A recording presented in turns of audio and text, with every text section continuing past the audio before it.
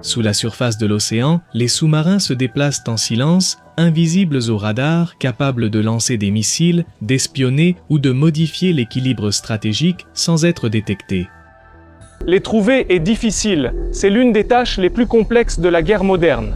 Et pour cela, il existe un type d'avion très particulier, les avions de lutte anti-sous-marine, comme ce Boeing P-8 Poséidon, l'une des plateformes de lutte anti-sous-marine les plus avancées à l'heure actuelle.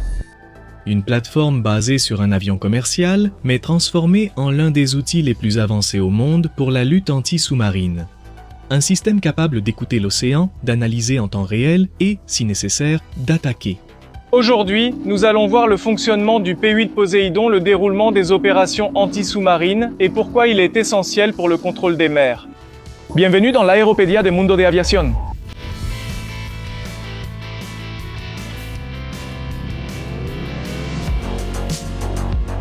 Pour comprendre la logique derrière le P-8 Poséidon, il faut d'abord saisir la nature de l'ennemi auquel il est destiné à faire face.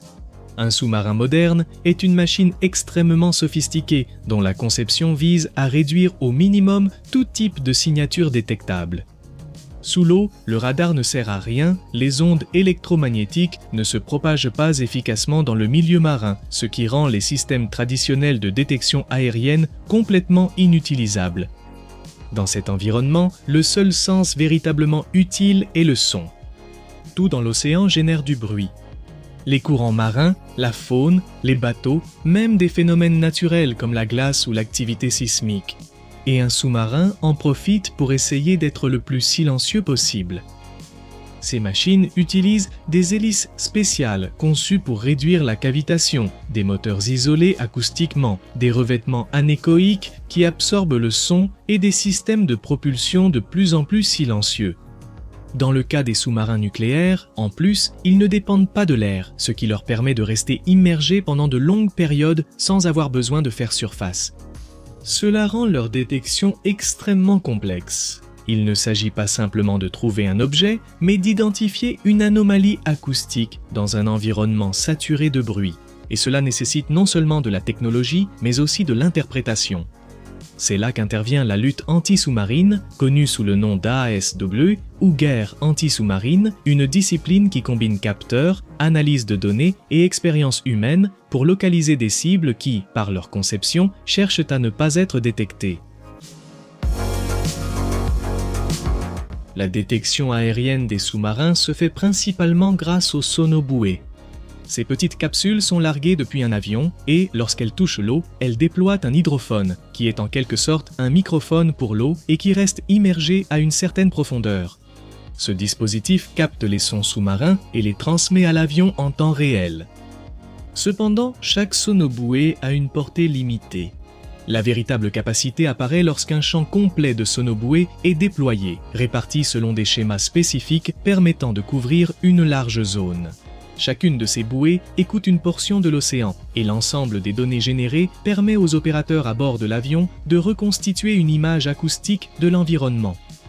C'est à partir de là que commence le véritable travail. Les opérateurs analysent les fréquences, les schémas de bruit, les variations d'intensité et le comportement des signaux. Chaque type de sous-marin possède des caractéristiques acoustiques particulières, une sorte de signature sonore. Elle peut être identifiée si l'on dispose de l'expérience et des bases de données appropriées.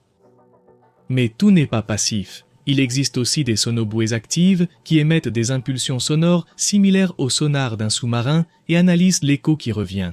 Cela permet de détecter des objets même lorsqu'ils ne génèrent pas suffisamment de bruit propre, bien que cela ait l'inconvénient de révéler la présence de celui qui effectue la recherche. Le processus est lent, méthodique et hautement technique. Il ne s'agit pas d'une poursuite directe, mais d'une chasse basée sur la patience, l'interprétation et la réduction progressive de la zone d'incertitude. Pendant une grande partie de la guerre froide, le principal avion anti-sous-marin des États-Unis était le P-3. Le Lockheed P-3 Orion a été en service dans de nombreuses marines et forces aériennes à travers le monde. En 2012, il a rejoint le groupe des rares avions ayant passé plus de 50 ans en service. Cet avion, propulsé par des moteurs turbopropulseurs, avait une grande autonomie et était spécialement conçu pour les vastes patrouilles aériennes océaniques à basse vitesse. Le P-3 s'est révélé extrêmement efficace, mais avec le temps, il a commencé à montrer ses limites face aux nouvelles menaces. Les sous-marins sont devenus de plus en plus silencieux, les systèmes de détection plus complexes et les besoins opérationnels plus exigeants. La réponse a été le développement d'une plateforme entièrement nouvelle, plus rapide, plus moderne et dotée d'une plus grande capacité de traitement des données. C'est ainsi qu'est né le Boeing P-8 Poséidon. Contrairement à son prédécesseur, le P-8 est basé sur un avion commercial largement éprouvé, le Boeing 737-800. Cela a non seulement réduit les coûts de développement, mais a également permis de profiter d'une plateforme fiable, avec une logistique mondiale et une structure déjà optimisée. Mais bien que son origine soit civile, les modifications sont très profondes.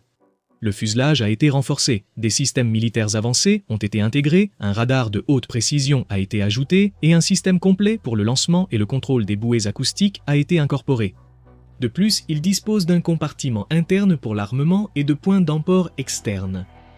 Le résultat est un avion capable d'opérer à grande vitesse pour atteindre rapidement la zone d'intérêt, mais aussi de réaliser des missions prolongées de surveillance et d'analyse. Le cœur du P-8 Poséidon réside dans ses capacités de traitement et de renseignement.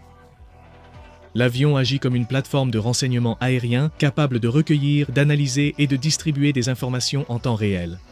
L'un de ses systèmes les plus importants est le radar ANAPI-10 qui permet de détecter des navires, des périscopes ou même de petites anomalies à la surface de la mer. Ce radar est capable de fonctionner en plusieurs modes, s'adaptant à différentes conditions et types de missions. À cela s'ajoute un système avancé de guerre électronique, des capteurs électro-optiques s'y ajoutent et, bien sûr, la capacité de gérer simultanément des centaines de bouées sonars. Toutes ces informations sont traitées par des ordinateurs embarqués et présentées aux opérateurs sur des consoles spécialisées. Venez découvrir les détails, je vous expliquerai l'utilité de chaque système. Sous le fuselage avant, il y a une tourelle rétractable de capteurs électro-optiques ou infrarouges MX20HD. Le cône de queue abrite un système de contre-mesure infrarouge directionnel AAQ-24 pour le protéger des missiles guidés par infrarouge. Il est situé sous l'échappement de la PU. Le carénage avant a été légèrement allongé pour accueillir un radar à ouverture synthétique APS-137D. Il sert à la surveillance côtière et terrestre, sauf pour la version britannique qui en possède un autre. Ceci est une antenne satellite. Ce sont des antennes directionnelles de liaison de données. Tout cela, ce sont des antennes de communication. Ce sont les pylônes pour les missiles anti-navires, mais aussi, comme nous l'avons dit auparavant, il peut également transporter des torpilles. Fait surprenant pour un avion de lutte anti-sous-marine, le P-8A n'est pas équipé d'un détecteur d'anomalies magnétiques, MAD, comme nous l'avons vu dans la vidéo du P-3 Orion, car ses principaux moyens de détection sont acoustiques. Cela s'explique par le fait que le MAD fonctionne mieux à basse altitude et que le P-8 opère à haute altitude, mais pour compenser l'absence d'un MAD intégré, il utilise d'autres systèmes. L'avion dispose d'un équipage comprenant un pilote, un officier tactique et des opérateurs de capteurs, chacun ayant un rôle bien défini. Les pilotes gèrent la navigation et le vol, tandis que les opérateurs analysent les données et prennent des décisions tactiques. Lorsqu'un sous-marin potentiel est détecté, le P-8 peut passer à une phase de suivi en ajustant le schéma des sonobouées et en affinant la localisation de la cible. Si la mission l'exige, il peut également attaquer. Cet aéronef est équipé pour lancer des torpilles anti-sous-marines comme la Mk-54 conçue spécifiquement pour opérer dans des environnements complexes et attaquer des sous-marins en profondeur. Il peut également utiliser des missiles anti-navires, ce qui lui permet d'agir contre des cibles en surface. Lors d'une mission typique, le P-8 décolle d'une base terrestre et se dirige rapidement vers la zone d'opération. Grâce à sa vitesse, il peut couvrir de grandes distances en moins de temps que son prédécesseur. Une fois dans la zone, il commence la phase de patrouille. En fonction des informations disponibles, il peut déployer des sonobouées selon des schémas prédéfinis ou s'adapter dynamiquement à la situation. L'objectif est de réduire progressivement l'incertitude et de localiser tout contact suspect. Ces opérations ne sont pas menées de manière isolée. Le P-8 fait partie d'un réseau plus large qui inclut des navires, des sous-marins de ses propres forces, des satellites et d'autres avions. Les informations sont partagées en temps réel, ce qui permet de coordonner les actions et d'améliorer l'efficacité de la mission dans des scénarios actuels comme l'Indo-Pacifique ou l'Atlantique Nord. Le P-8 joue un rôle clé dans la surveillance des sous-marins stratégiques, en particulier dans des contextes où la présence de puissance navale est en augmentation. Le Poséidon a effectué son premier vol le 25 avril 2009, marquant le début d'une nouvelle génération d'avions de lutte anti-sous-marine basés sur des plateformes commerciales. Il est propulsé par 2 moteurs CFM56 à double flux, les mêmes que ceux utilisés sur le Boeing 737 Next Generation. Contrairement à d'autres avions de patrouille maritime, comme son prédécesseur, qui volent à basse altitude pendant de longues périodes, le P-8 a été conçu pour opérer à une altitude plus élevée. Il ne descend que lorsqu'il est nécessaire de déployer des capteurs ou de l'armement, ce qui réduit la consommation de carburant et augmente son autonomie opérationnelle. Le P-8 Poséidon n'est pas exclusif aux États-Unis. Des pays comme le Royaume-Uni, l'Inde, l'Australie et la Norvège l'ont également intégré à leurs forces armées. Cela reflète une tendance claire, l'importance croissante de la guerre anti-sous-marine dans le contexte mondial. L'augmentation des flottes sous-marines, surtout en Asie, a conduit de nombreux pays à renforcer leur capacité de détection et de réponse. Dans ce contexte, le P-8 Poséidon devient un outil fondamental pour maintenir le contrôle des zones maritimes stratégiques. La guerre anti-sous-marine est probablement l'une des formes les plus complexes du conflit moderne. Elle ne repose pas sur la visibilité ni sur la vitesse, mais sur l'information, la patience et la capacité à interpréter des signaux presque imperceptibles. Le P-8 Poséidon représente l'évolution de décennies de développement dans ce domaine. Ce n'est pas seulement un avion, mais une plateforme qui intègre des capteurs, du renseignement et une capacité d'attaque en un seul système. Et pendant que les sous-marins essaient de disparaître, le Poséidon est là-haut, à l'écoute.